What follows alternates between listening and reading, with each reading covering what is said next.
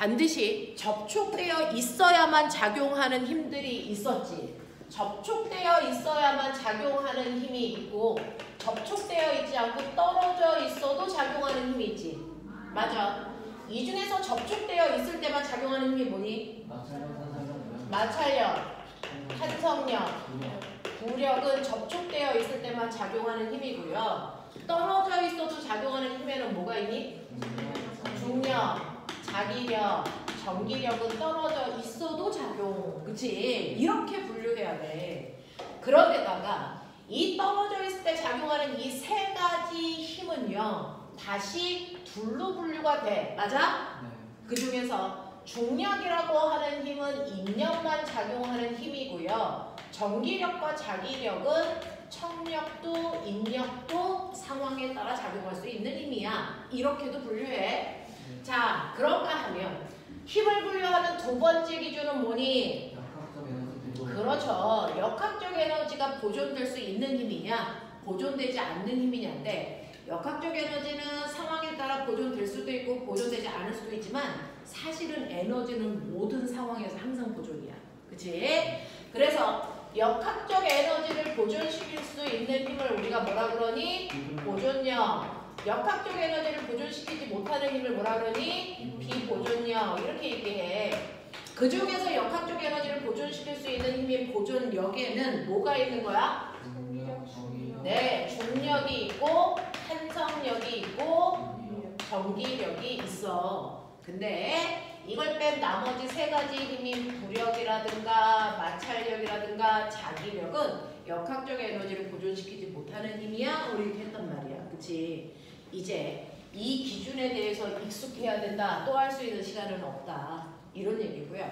그 다음에 여러분들이 기억해야 되는 힘이라는 건 물체의 모양을 변화시킬 수 있는 능력인데 그 힘에 의해서 물체의 모양이 바뀌는 변형을 이용한 도구가 대표적으로 용수철 저울이야.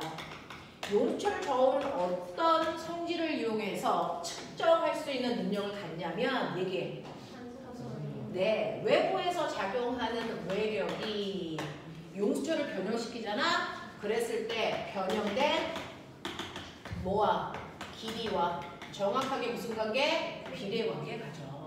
됐어? 그래서 외부에서 작용하는 외력에 의해서 변형된 길이와 힘 사이에는 정확하게 비례 관계가 있어. 이렇게 되는 거지. 그죠? 우리는 이 힘에 의해서 탄성력이 작용하니까 이걸 탄성력으로 봐도 되고요. 그랬을 때 이 그래프의 기울기의 의미는 뭐야? 용수철 상수인데 용수철 상수는 뭐야? 1m를 했을 때 1m를 돌릴 수 있는. 네, 각각의 용수철을 1m 잡아당기기 위해서 필요한 힘의 크기. 어떤 A라는 용수철은 1m 잡아당길 때 100N의 힘이 필요해. 이런 애도 있고요. 어떤 용수철은 1m 잡아당길 때 1000N의 힘이 필요해. 뭐 이런 용수철도 있죠. 그 중에서 누가 더 단단한 용수철이야? 누가 더 단단해서 잘 안 늘어나? 당연히 네, 용수철 상수가 큰 애가 훨씬 더 잘 안 늘어나겠죠. 되겠어? 그래서 용수철 상수는 1m 늘어나기 위해서 필요한 힘의 크기를 얘기한다. 자, 그래서 탄성력과 변형된 길이 사이의 기울기는요, 용수철 상수고요. 밑에 있는 넓이는 뭐야? 네, 이건 탄성 에너지 얘기해. 사실은 탄성 포텐셜 에너지라는 탄성 위치 에너지 얘기하고요. 이거 구하는 식이 뭐죠? 2분의 1 kx 제곱을 나타내요 라고 얘기했어요. 그래서 용수철은 변형된 길이의 제곱만큼의 에너지를 갖는다. 마치 운동 에너지 구하는 식이랑 비슷하죠. 자, 이런 것들을 좀 기억해 두시면 되고요. 이러한 용수철이 있는데 꼬맹아, 이러한 용수철 A라는 용수철이에요. 10N짜리 물체를 매다니까 얘가 10cm 늘어났다고 쳐. 근데 이 용수철을 반토막으로 잘라서 똑같이 10N을 매달면 늘어난 길이가 어떻게 돼? 그대로 10cm가 아닐까? 라고 하는 것도 한번 보자. 사실은 용수철이 10cm 늘어난 거, 늘어난 부위가 어디야? 이 끝부분만 10cm가 훅 늘어났을까? 이거 아니야. 맞아요. 사실은 이 용수철의 10N이라는 건 용수철 마디마디에 10N으로 지금 움직이는 힘을 모든 마디가 받아. 그래서 그 마디 사이의 간격이 등간격으로 늘어난 거야. 그랬을 때 그 늘어난 길이를 전체 합하니까 얼마가 된 거야? 10cm가 된 거야. 이해돼? 자, 그러면 내가 이걸 반으로 잘라서 10N을 매달아도 마디마다 작용하는 힘은 얼마야? 10N이야. 아! 근데 졸려면 일어서 마디마다 작용하는 힘은 10N인데 이때 늘어날 수 있는 마디의 개수가 뭐야? 줄어들었어. 그러면 늘어난 길이가 얼마밖에 안 될까? 5cm밖에 안 돼. 이런 얘기야. 그러니까 이걸 무슨 공식으로 외우는 게 아니고요. 여러분들이 그 안에 과정을 보시면 돼요. 그러면 이 용수철 똑같은 걸 2개를 매단다고 쳐봐. 그래놓고 16N짜리 물체를 놓을 거야. 그러면 늘어난 전체 길이가 얼마일까? 늘어난 전체 길이가 어떻게 될까? 원래 용수철을 2배 길게 만드는 거야. 됐어? 똑같은 용수철 하나 더 매단 거야. 그래놓고 16N을 매달아. 그럼 전체 늘어난 기수는? 늘어난 길이는? 줄어들어? 늘어나? 이거 늘어나. 왜? 똑같이 10N의 힘은 계속 작용하는데 늘어날 수 있는 마디의 개수가 어떻게 돼? 많아져. 길이가 2배 되니까. 그러니까 얘가 아까 1cm 늘어나서 합쳐서 10이었는데 1cm씩 늘어날 수 있는 마디가 2배 커진 거야. 그러니까 총 늘어난 길이가 얼마가 돼? 20cm 늘어나. 알겠어? 이런 얘기야. 그러면 너네 알아? F는 뭐라고요? KX라고요.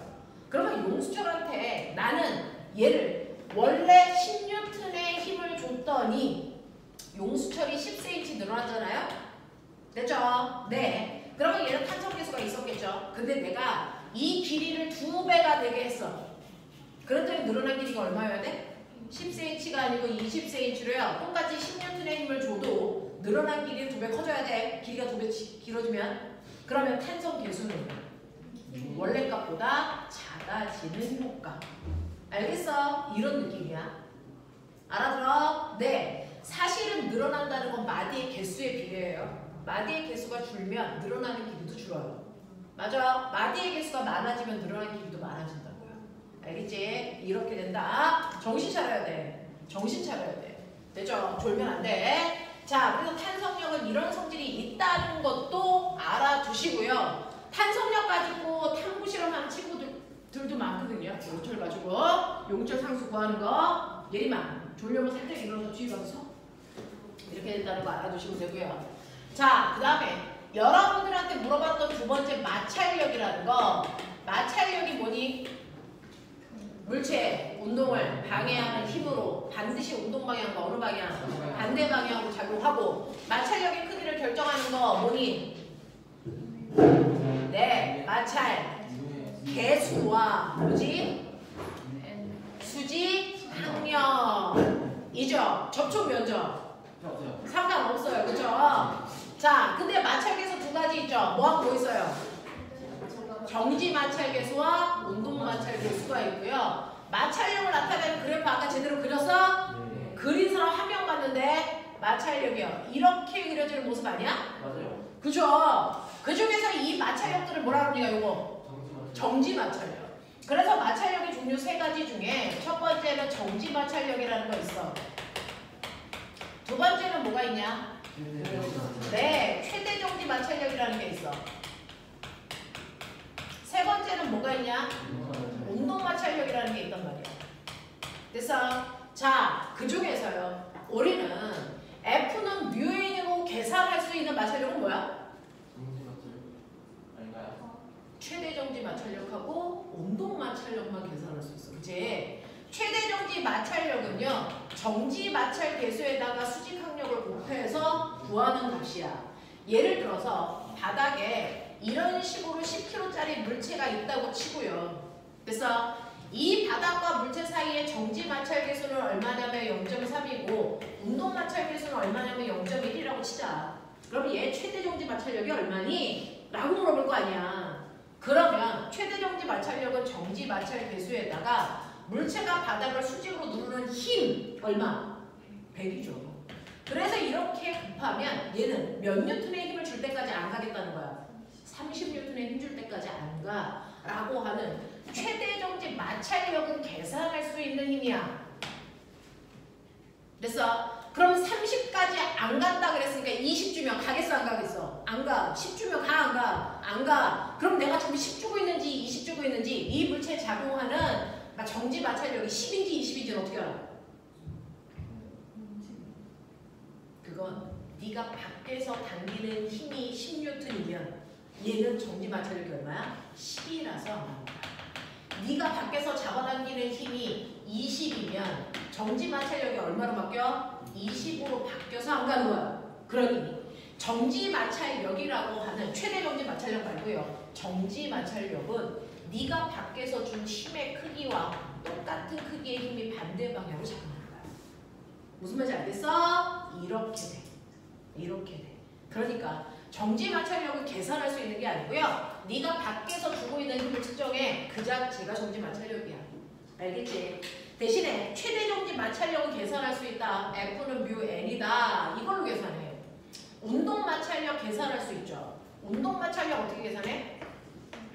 운동 마찰력도요. 운동 마찰 계수에다가 뭐 곱하면 돼? 똑같이 수직 항력이야. 그러니까 앞에 있는 계수를 정지 마찰 계수 들 거냐, 운동 마찰 계수 들 거냐 이거에 따라서 계산할 수 있고요. 최대 정지 마찰력보다 운동 마찰력이 훨씬 더 작더라. 되겠습니까? 이런 얘기야. 요거 잊지 마. 자, 그 다음에 여러분 선생님이 여기다가 쓰지는 않았지만요. 접촉해서 작용하는 힘 중에는 탄성력도 있고 마찰력도 있지만 세 번째 뭐도 있었어? 도력. 됐어. 유체에서 중력과 반대 방향으로 작용하는 힘을 부력이라고 하는데 이 부력의 크기를 알 수 있는 방법 세 가지. 넘치는 물의 양. 그렇죠. 넘치는 물의 어떤 양? 부피제? 그럼 뭐제? 넘친 물의 무게. 됐어. 부력의 크기는요. 물체를 넣었을 때 넘친 물의 무게가 곧 부력의 크기야. 무게야, 무게. 알겠습니까? 네. 넘친 물의 무게를 재면 그게 꼭 부력이에요. 이랬어요. 또요. 부력할 수 있는 방법. 기억나? 공기 중에서의 무게에서 물 속에 들어갔을 때 무게를 뭐 하면 돼? 빼면 돼. 어떤 물체를 공기 중에서 무게 재니까 100N인데 걔를 물 속에 완벽하게 잠기게 했을 때 무게를 재니까 70N이야. 그러면 이 물체는 물 속에서 받는 부력의 크기가 얼마라는 거야? 30N이라는 거야. 이거잖아. 그치? 됐어? 그렇다면 얘를 넣었을 때 넘친 물의 무게도 얼마라는 거야? 30이라는 거고. 근데 부력 계산할 수 있었어. 어떻게 계산해? 로, V, G인데요. 이때 계산할 때 이 로는 뭘까? 밀도. 누구의 밀도? 밀도. 물의 밀도. 그쵸? 이 로는 물의 밀도 얘기하는 거고요. V가 뭐지? 부피. 어떤 부피야? 물 물 속에 잠긴 부피. 그치? 한 번 들어서 잘 기억 안 나요. 물 속에 들어가 있는 잠긴 부피 얘기해요. 이렇게 했었어요. 됐죠? 네. 그래서 우리는 이런 식으로 부력 잴 수 있는데 너네한테 선생님이 살짝 하나 해주면 비커에 물을 이렇게 넣어서 이렇게 저울에다가 집어넣고 무게 쟀더니 이 비커에 물이 들어있는 상태의 무게가 200N이라고 쳐. 그래 놓고요. 어떤 물체가 요 안에 쏙 들어가서 떠있다고 쳐봐. 됐죠? 자, 그랬을 때요. 실제로 얘는요. 공기 중에서 무게를 재면 100인데 물속에서 무게를 재면 70이라고요. 그럼 부력이 얼마라고요? 30인데. 그럼 얘를 이렇게 넣는 순간 이 안진뱅이 저울에 눈금은 바뀔까 안 바뀔까? 바뀔까 안 바뀔까? 얘를 공기 중에서 무게를 재면 100이었고 물속에서 무게를 재면 70이어서 부력이 30이라는 걸 알 수 있는 물체가 이 안에 들어갔어. 됐니? 자, 그랬을 때 얘가 없을 때 물과 비커만의 무게가 30이었는데요. 부력을 30을 받는 이 물체를 여기다 넣으면 이 눈금이 바뀔까 안 바뀔까? 다음 조건! 얘는 바닥에 안 닿습니다. 안 바쁩니다. 저 물의 무게가 다르게 측정될까? 아니면 똑같이 측정될까? 같이. 똑같이. 안 그렇습니다. 달라집니다. 얼마나 측정될까요? 이거 230으로 측정해서요. 정확하게 부력만큼 무게가 늘어나게 측정이 됩니다. 왜 그럴까요? 라고 하면 꼬맹아, 부력이라고 하는 건 누가 누구를? 부력은 누가 누구를? 중력은요, 지구가 물체를 당기는 힘이잖아. 그럼 부력은 누가 누구를? 물이 물체를 30N의 힘으로 뭐하고 있어? 밀어. 그러니까 물체를 30N의 힘으로 밀어 올리고 있는 부력이 작용해. 근데 모든 힘에는 뭐가 작용하니? 반작용. 그러니까 누가 누구를? 물체가 누구를? 물을 30N의 힘으로 뭐하니? 눌러. 그러니까 물체가 들어가면서요, 이 물체가 물을 정확하게 30N의 힘으로 눌러주고 있으니 이 저울의 눈금은요, 물과 비커의 무게인 200N에 물체가 누르는 힘 30가지가 저울을 누르는 힘이 돼. 그래서 저울의 눈금은 정확하게 물체가 받는 부력의 크기만큼 추가돼서 눈금이 가르쳐져요. 그래서 이 방법으로도 부력 잴 수 있어. 이해되겠어? 이렇게야, 이렇게. 천천히 해. 괜찮아? 우리 반은요, 선생님이 내용 천천히 할 거고요. 문제 자세히 풀 거고요. 됐죠? 자, 이렇게 해. 자, 그래서 탄성력, 마찰력, 부력 한번 머릿속에 집어넣으시면 되는데 절대 가능하면 아프지도 마. 아프면 안 돼. 아프지 마셔야 돼요. 아프면 집중이 잘 안 됩니다. 아프지도 말고 학교 행사 때문에 빠지는 것도 하지 말고 하고 나서 절대 조는 거 하지 말면 선생님이 어떤 방법을 써서라도 귀를 열어서 머릿속에 넣어볼게요. 절대 네, 울지도 마시고 해봅시다. 자, 그 다음에요. 선생님이 재작년에요, 여름방학 때 중학교 과학만 한 남자애가 왔어요. 그래서 우리가 다 가능할까? 막 그랬었거든요. 근데 학교 선생님이 과거 한번 생각해봐. 그래서 이제 그때 엄마가 아이를 데리고 왔어요. 그래서 지금 너네처럼 주말에 단과도 같이 들으면서 수업도 들으면서 막 그래가지고 4달, 5달, 4달 만에 자소서 쓰고 막 그랬단 말이죠. 그 아이가 세종과학으로 갔어. 그러니까 지금 어디까지 했느냐는 중요한 게 아닌데 그 아이가 결석을 한 번도 안 했어요. 기말고사 기간에도 와서 그냥 수업 들었어요. 그래서 조금 성실하게 하자. 자, 그 다음에 힘 중에서 떨어져 있을 때 작용하는 힘 중에서 우리가 대표적으로 배운 게 뭐야? 중력, 전기력 이거죠.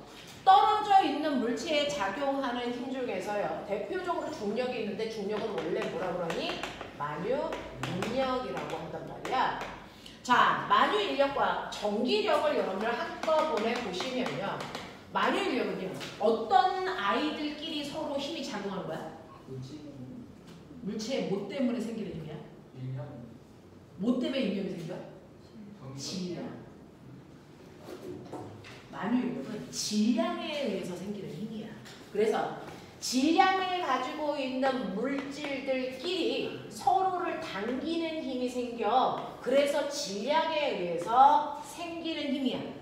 A의 질량은 10kg라고 치고요, B의 질량은 2kg라고 칠게요. 근데 이 두 물질이 떨어져 있는 거리는 2m로요. 만유 인력과 같은 말은 중력이고요. 얘는 반드시 질량이 있는 물질들끼리 작용하는 힘이야. 질량 때문에 생기는 힘이야. 그걸 알아낸 게 뉴턴이야. 사과 떨어지는 거 보고. 그러면 이 만유 인력이라고 하는 힘을 구하는 방법, F는 뭐니? R제곱분의 GMM으로 계산을 해. 맞아. 두 물질이 떨어져 있는 거리가 2니까 2의 제곱에 사실은 G라는 건 만유 인력 구할 때 쓰는 상수값인데 6.67 곱하기 10의 마이너스 34승인데 여러분들은 어차피 비교할 거니까 만유 인력 상수는 그냥 1로 놓고 생각하면 돼.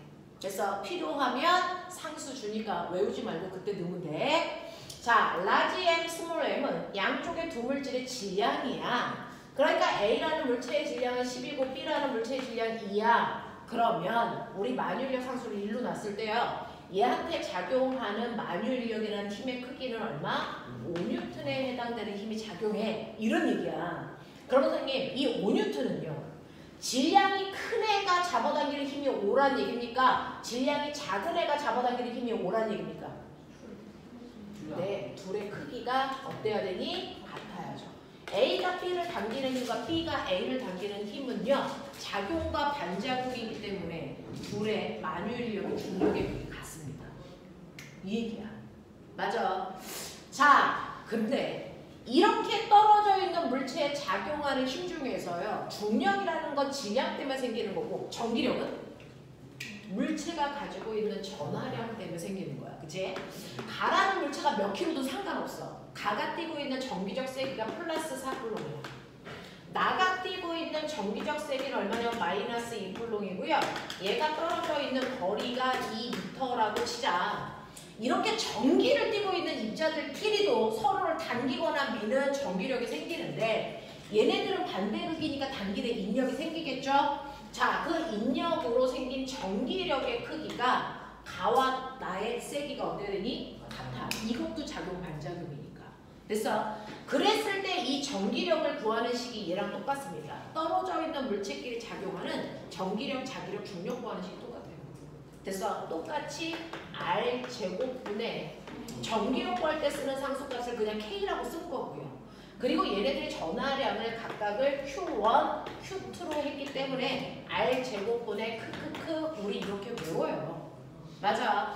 자, 그래서 얘도 떨어져 있는 거리 2의 제곱분의 쿨렁 상수를 9 곱하기 10의 구승인데 우리 상수니까 그냥 이거 쓴단 말이죠. 그렇게 봐. 그래놓고 4쿨롱, 2쿨롱 힘 계산할 때는 플러스 마이너스 안 넣어요.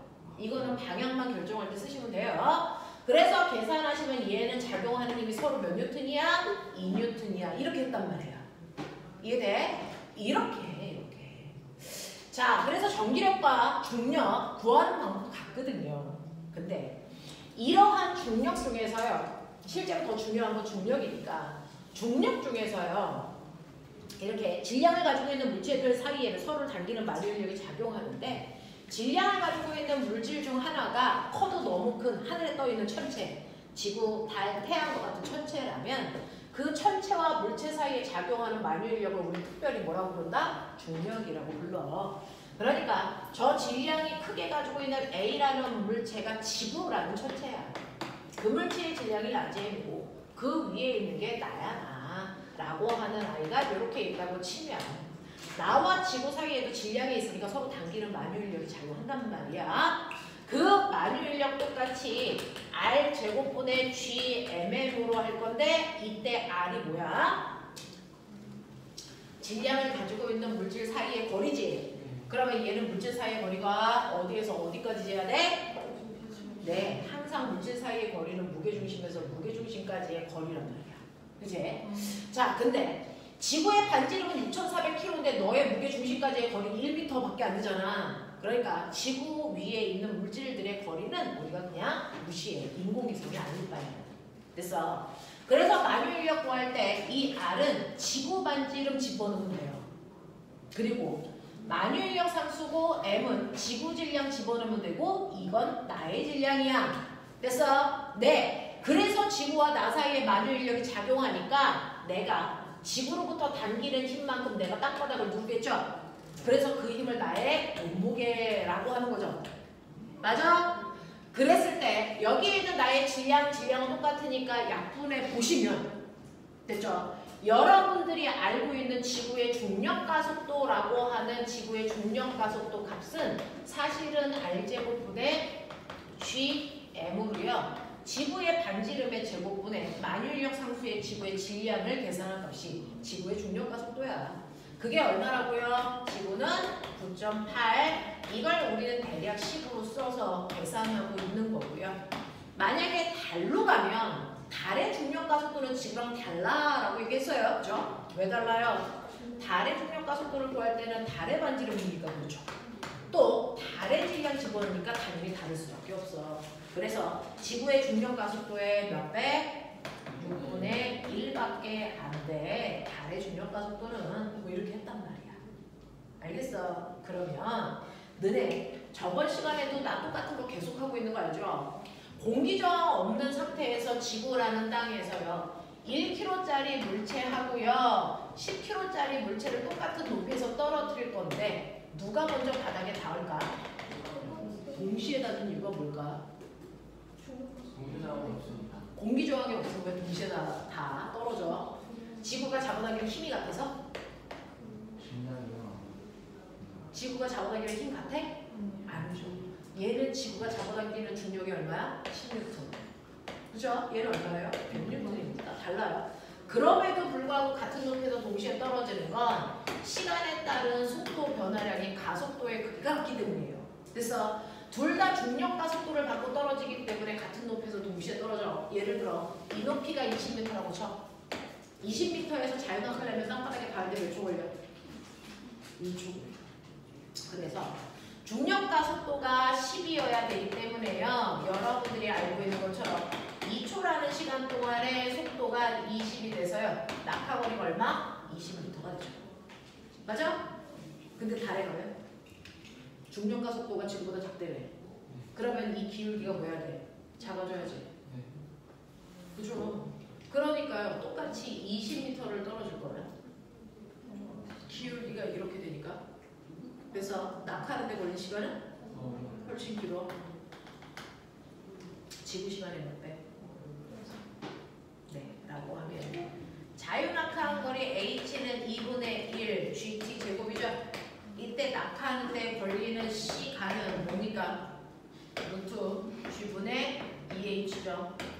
그러니까 같은 높이에서 떨어뜨렸을 때요. 중력 가속도가 지구는 G였는데요. 다른 지구 중력 가속도의 6분의 1G죠. 그러니까 낙하하는 데 걸린 시간은 6배가 아니고 몇 배예요? 루트 6배 커지는 거죠. 맞냐? 네. 그래서 달에서는 지구에서 떨어질 때 2초 걸리면 달에서는 20m 떨어질 때 걸리는 시간이 2루트 6배, 2루트 6초입니다. 알겠습니까? 이런 얘기야, 이런 얘기. 되겠지? 이런 거 했어. 자, 그래서 여기까지를 선생님이 보여드릴 거고요. 그러면 아하, 우리가 알고 있는 중력 가속도라는 건 반지름의 제곱분의 g의 만유인력 상수인데 여러분들이 알고 있는 것처럼 지구는 완벽한 원이 아니고 뭐라고요? 적도 다원체라고. 맞아? 그래서 극지방, 중위도지방, 적도지방을 중심으로부터 떨어져 있는 거리를 재면 다 달라. 그치? 이 거리는 쉽게 1m라고 치자. 이거 2m라고 치자. 이거 3m라고 치자. 이런 느낌이야. 그치? 떨어져 있는 거리가 달라. 자, 그러면 내가 1번 위치에 있을 때 받는 중력, 2번 위치에 있을 때 받는 중력, 3번 위치에 있을 때 받는 중력이 같을까 다를까? 다르죠.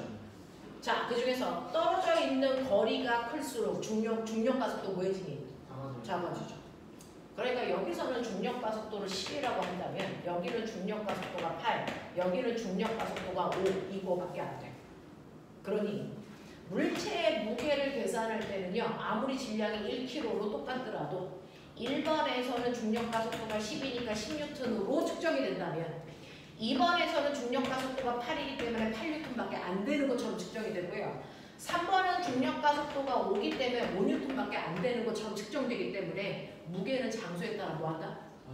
변화한다. 알겠습니까? 이 얘기예요. 무게가 장소에 따라 달라지는 이유가 바로 중력 가속도가 장소에 따라 다르기 때문이다. 납득이 됩니까? 아시겠습니까? 이런 얘기입니다. 네. 자, 그래서 힘에 대한 얘기들을 여러분들이 풀어 오셨을 텐데 책 숙제 검사 눈동자 흔들려. 죄송합니다.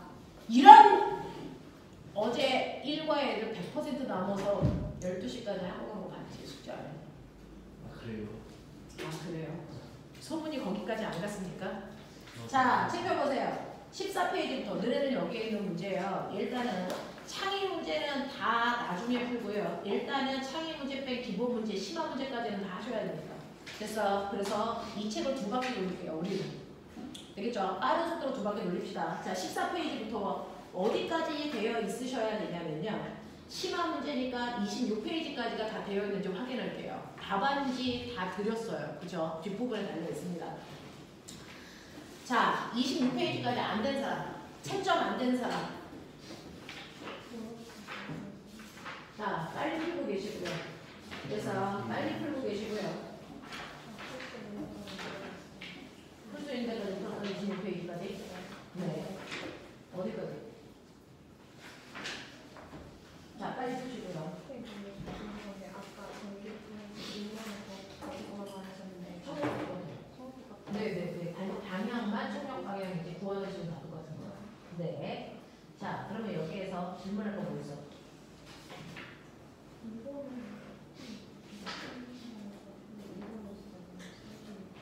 네. 네. 네. 자, 3분 동안만 틀린 거 잠깐만 풀 수 있는 거 최대한 보시는데요. 지금 선생님이 어떤 거 해드릴 거냐면요. 꼬매가. 선생님이요. 3분만 있다가 여러분들하고 해드릴 거 힘의 합성에 대한 얘기들을 조금 할 겁니다. 그 부분이 아직은 약한 것 같아서. 자, 그래서 선생님이랑 여러분들이 고민하셔야 되는 거예요. 21페이지에 34번, 35번, 36번. 그 다음에 그 앞에 있는 30번하고 38번 두 개 같은 문제거든요. 요것도 볼 거예요. 30번, 38번. 잘못 들었어요. 30, 34, 35, 36, 38. 네, 요거 선생님이 설명할 겁니다. 됐죠? 네, 그러니까 요 부분 먼저 한번 풀어보세요. 요걸 먼저 푸세요. 설명할 테니까.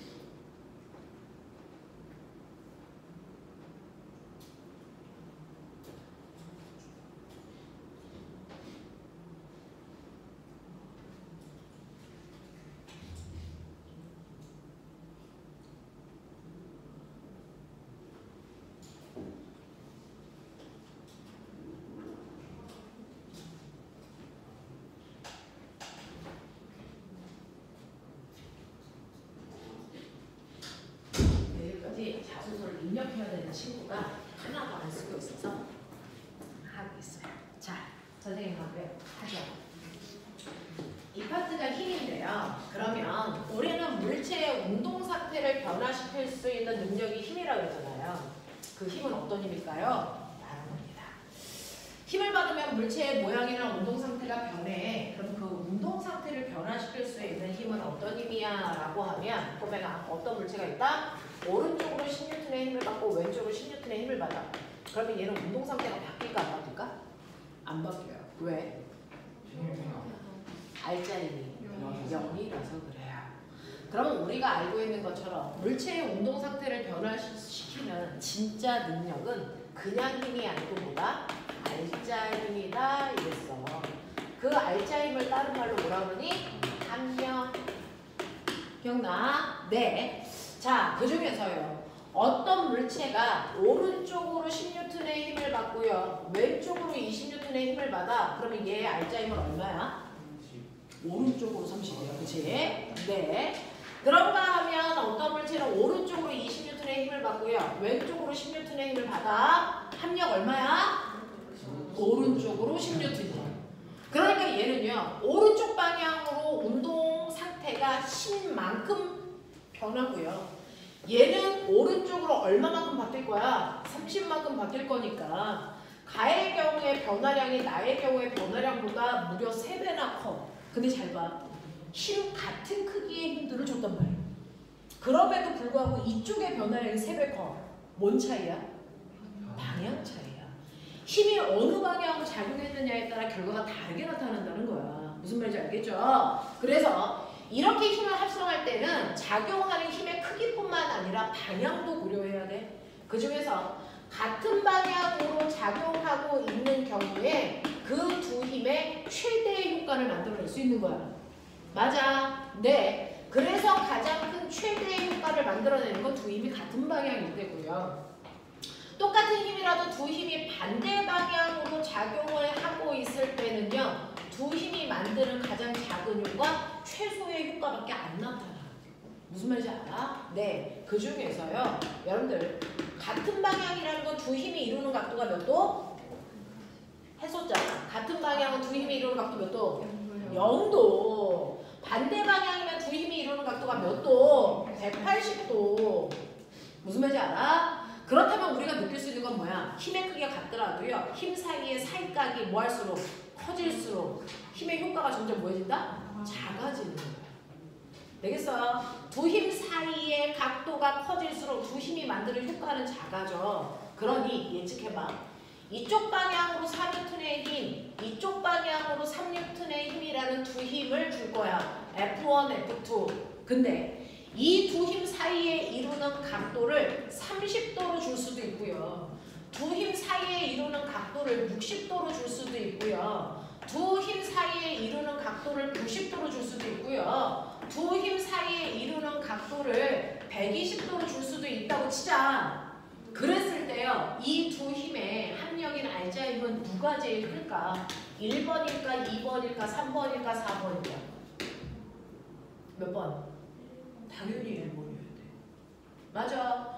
두 힘 사이에 이루는 각도가 작을수록 합력은 커져요. 그 얘기잖아요. 그러니까 얘가 제일 큰 힘을 만들 거야. 그 힘이 얼마인지 모르겠지만. 그죠? 그 다음 얘고요. 그 다음 얘고요. 그 다음 얘의 효과가 나타날 거란 말이야. 그러니 여러분들이 가지고 있는 것처럼 제가 보여드렸었죠. 자, 18페이지에 25번 봐.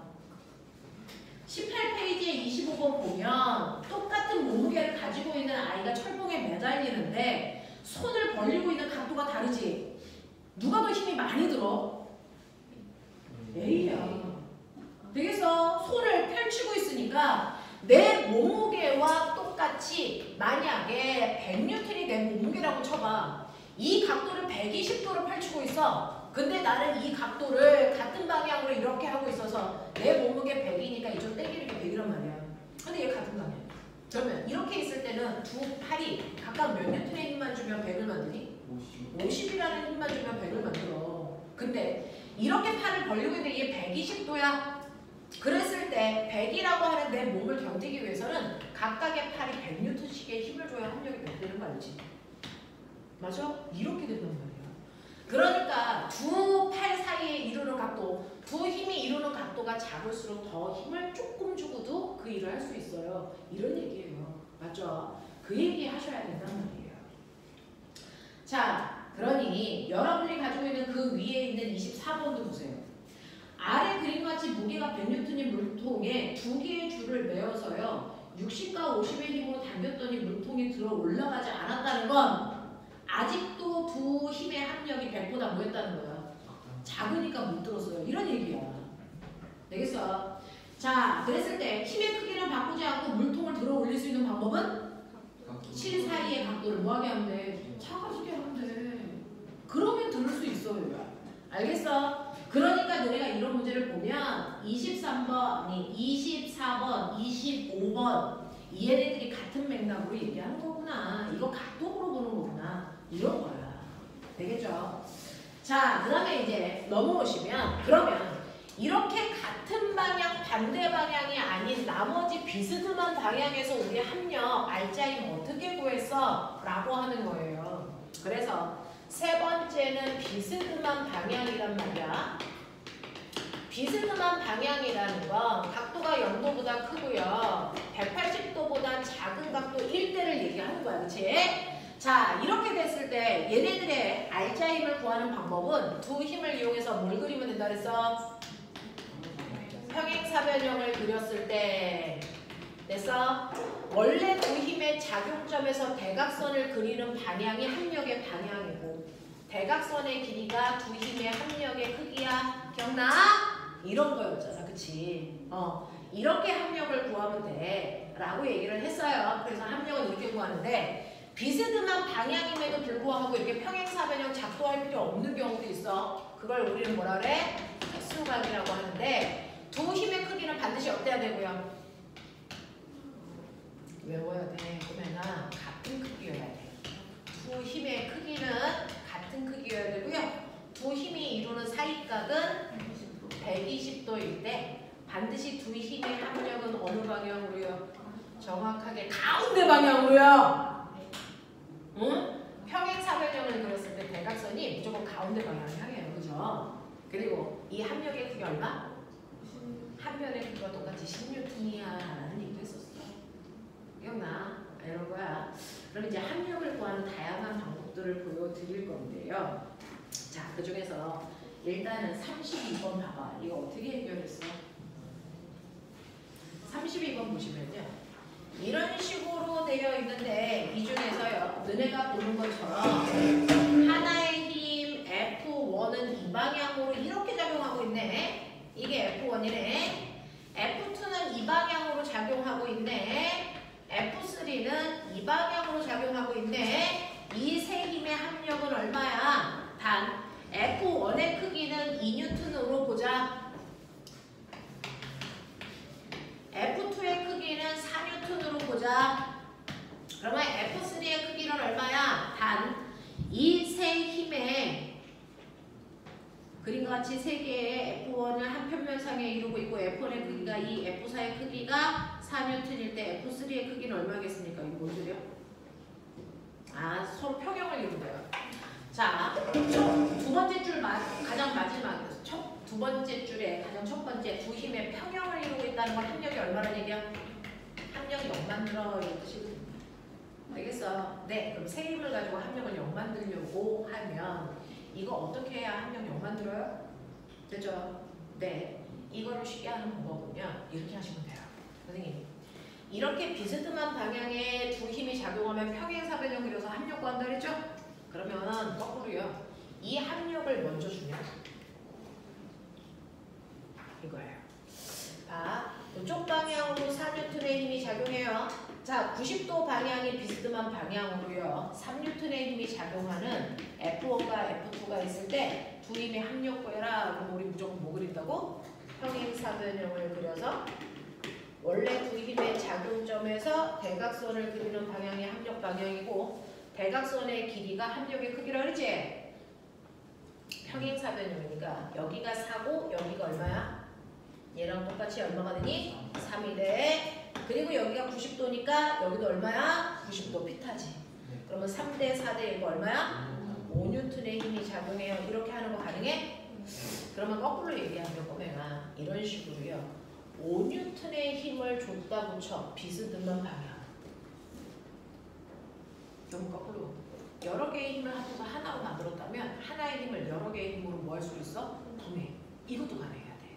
그러니 이때 F라고 하는 이 힘을 두 개의 힘으로 분해하는데 네, X축 방향의 수선에 발을 내려서 요만큼의 힘과 Y축 방향의 수선에 발을 내렸을 때 요만큼의 힘이 평행사변형을 그렸을 때 얘가 대각선이야.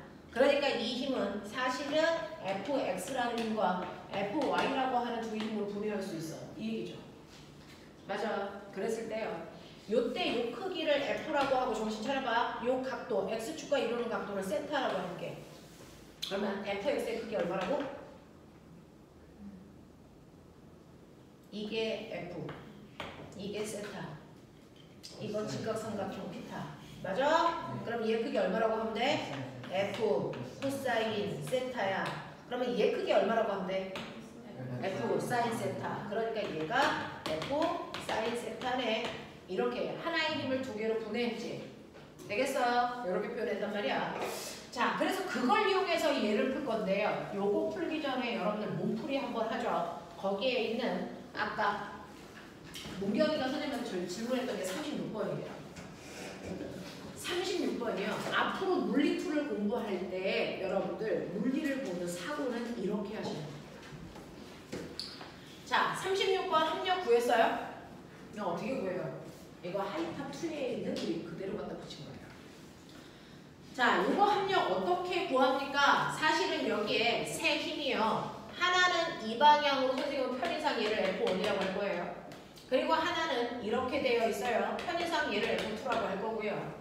그 다음에 하나는 이렇게 되어 있어요. 얘를 편의상 F3라고 하겠다. 이 세 힘의 합력이 얼마냐 이 얘기예요. 그러면 우리는 보편적으로 뭔가를 조금 배운 친구들은 뭐합니까? 아까 너네가 했던 것처럼 평행사변형 그려서 대각선을 그리고 그 대각선과 나머지 하나의 평행사변형을 또 그려서 대각선을 그리려고 하면 안 풀립니다.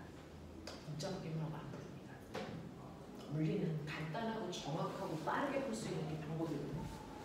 이거 간단하고 정확하고 빠르게 풀 수 있는 방법을 중학교 1학년 수학 시간에 배웠어요. 네. 그러니까요. 이제부터는 응용력이고 그래서 접목하는 능력입니다. 자, 선생님이 뭐라 했어? 이렇게 비스듬한 방향의 힘이 작용하면 이거 X축 방향과 Y축 방향의 두 힘으로 나누라고 하지.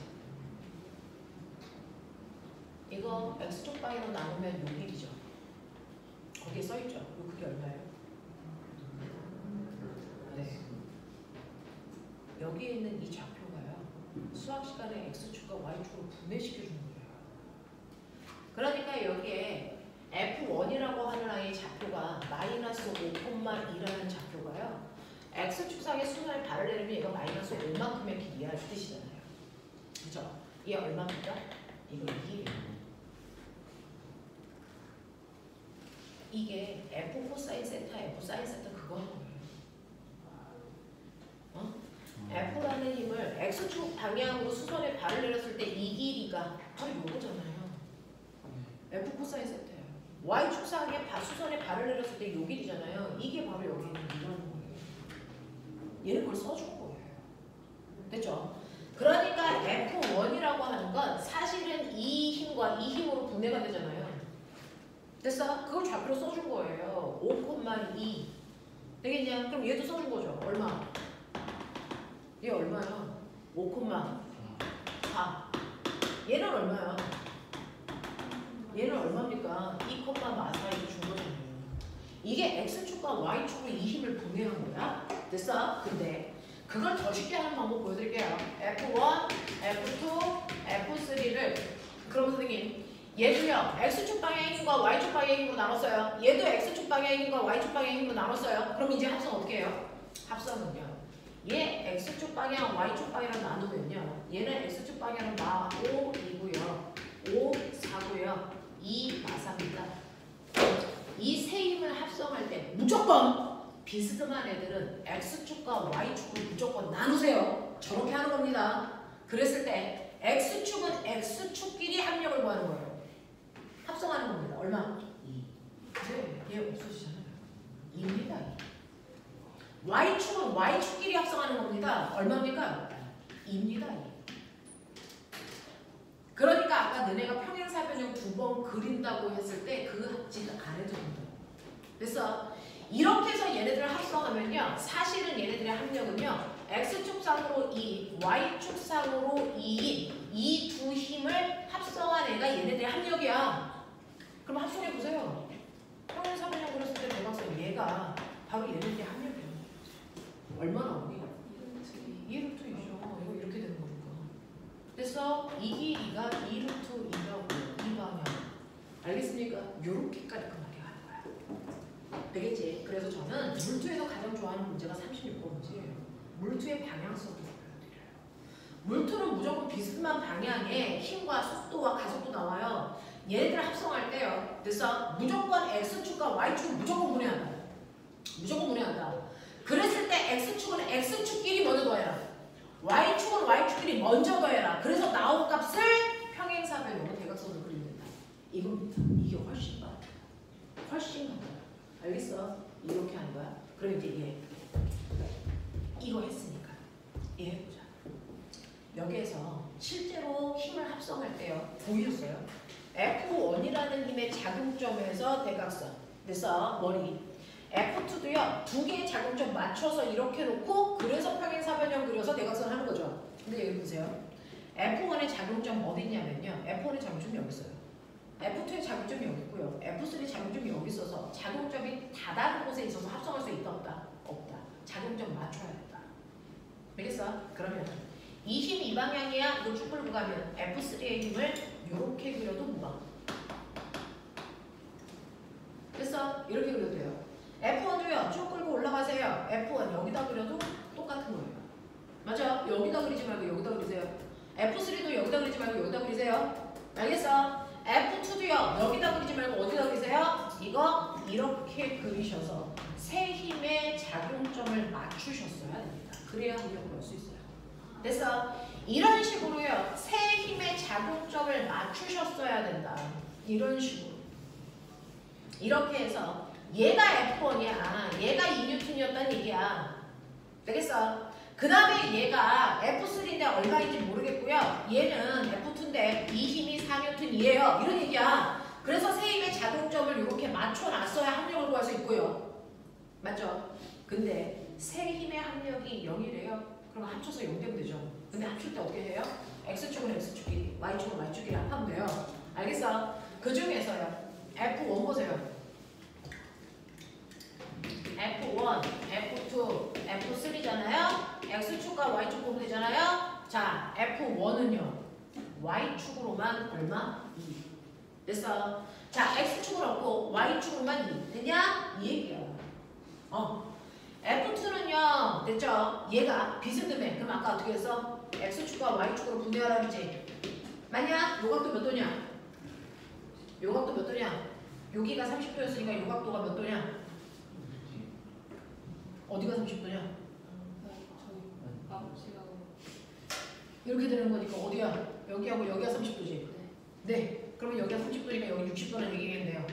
맞아요? 네. 그러면 요거 60도의 피타예요. 아니야? 네. 요거 얼마입니까? F2 코사인 60. 맞아? 이건 뭐야? F2 사인 60. 이죠? 네. F2는 얼마로 돌아? 4로 돌아. 그러면 얘는 4 곱하기 코사인 60이 얼마? 2분의 1. 그래서 얼마? 2. 맞아? 그래서 요 길이가 2라는 얘기고 2. 그리고 요 길이는요. 얼마입니까? 2 곱하기 2분의 루트 3이니까 얼마? 루트 3이요. 그래서 마이너스 루트 3. 맞습니까? 아 이거 4라고 했지? 얼마입니까? 2 루트 3. 되겠죠? 그래서 2번은요. Y축은 아래쪽 방향으로니까 마이너스 2. 맞죠? 네. Y축은 왼쪽 방향이니까 마이너스 2 루트 2. 이거잖아요. 2 루트 3. 지적이야? 이렇다는 얘기야. 자, X축은 F3는요. 얘는 Y축은 없고 X축만 있어요. X축만 있고 Y축 없다고요. 맞아요? 이거 합성했을 때 0 돼야 돼요. 얘는 이렇게 더해서 0 돼야 되고요. 얘네들은 이렇게 더했더니 0 된 거 맞잖아요. 그죠? 그럼 얘 얼마여야 되니? 플러스 2루트 3이네. 되겠어? 요 얘기야. 얘하고 얘를 더해서 0 돼야 되니까. 되겠죠? 네, 이렇게 갑니다.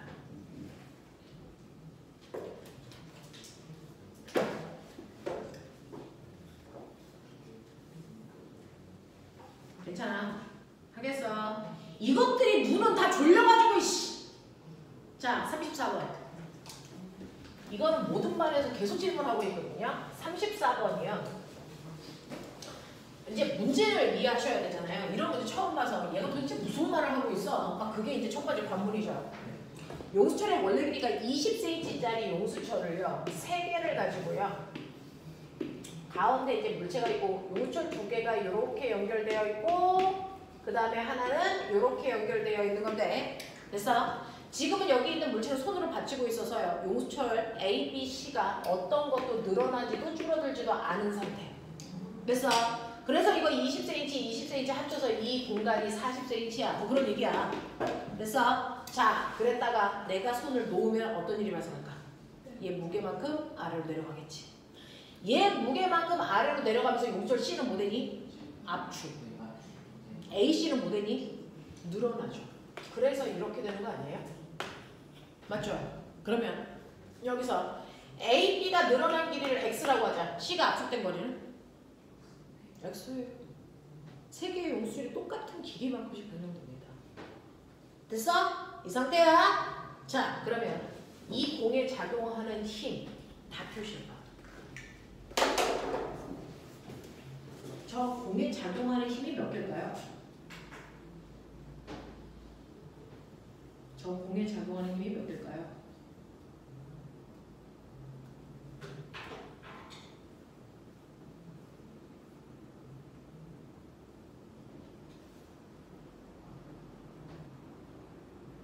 네 개여야 정상입니다.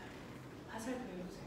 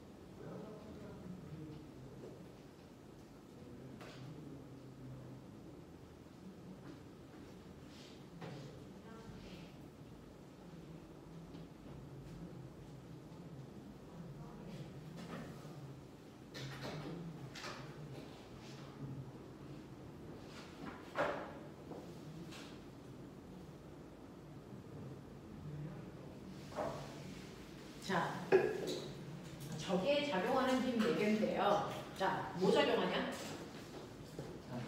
탄성력 몇 개? 3개야, 3개. 그치? 자, 그 중에서요. A 탄성력 방향. A 탄성력 방향. 어느 방향? 네. 늘어났으니까 원래대로 돌아가려고 위쪽으로 작용합니다. 이게 A의 탄성력 방향이에요. 그쵸? B의 탄성력 방향. 이것도 이겁니다. C의 탄성력 방향. 아니야. 얘 줄어들었잖아. 원래 형태로 돌아가려면 위로 밀어야지, 이 사람아. C의 탄성력도 위쪽이라고. 되겠냐? 용수철을 압축하면 제자리로 펴지려고 위로 밀어. 됐어? 또 뭐 작용해? 힘 4개라니까? 중력.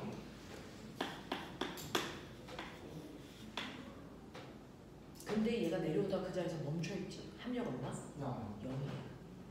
그러니까 위쪽 방향으로 작용하는 이 세 힘의 크기가 아래쪽으로 작용하는 중력의 크기와 어떻다고? 같아. 근데 이 용수철의 탄성력은 F는 KX인데요. 같은 용수철이기 때문에 탄성계수 같고요. 늘어난 길이 어때요? 다 같아요. 그러면 이 세 개의 탄성력의 크기 다 어떨까? 이게 다 같아요. 맞아? 이 얘기야. 그러면 여기에서 저 힘 3개를 더한 3F의 크기가 mg야. 물체의 무게야. 이 얘기야. 됐어? 그러면 이때 탄성력, 이거 탄성력 그리라서 늘어난 길이 구하랬어. 늘어난 길이 구하랬는데 그러면 탄성력이라고 하는 F는 3분의 1 mg인데요. F는 kx니까 이거를 kx로 바꿔버리시고 늘어난 길이 구해야 되니까 x는 3분의 1 뭡니까? 3은 k분의 5니 mg예요. 이렇게 구하면 되죠. 맞아? 괜찮아? 네. 그러면 첫 번째요. 얘요. 용출 상수 아셔야죠. 얘는요. 용출이요. 0.5kg짜리 물체를 매달면 3cm 늘어나 이렇게 되어 있어. 맞아? 그러면 꼬맹아 1m를 늘어나게 하는데 필요한 힘의 크기는 얼마니? 네.